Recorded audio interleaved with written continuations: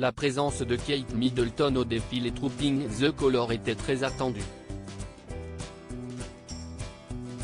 Mais la princesse de Galles ne s'attendait certainement pas à être la source d'une polémique, à cause du protocole britannique.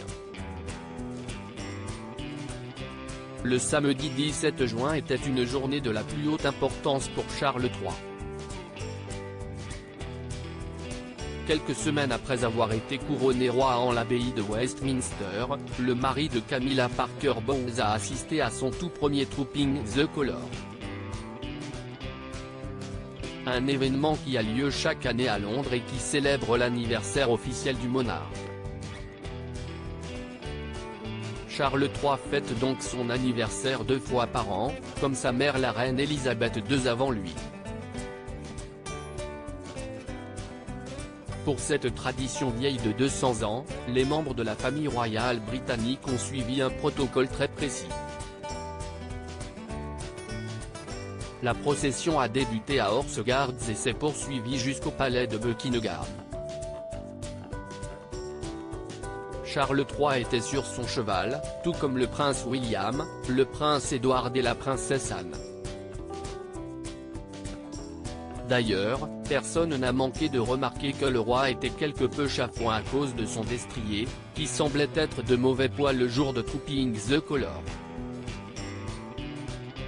Kate Middleton a-t-elle décidé de ne pas faire de révérence? Et, comme d'habitude, tous les regards étaient tournés vers Kate Middleton.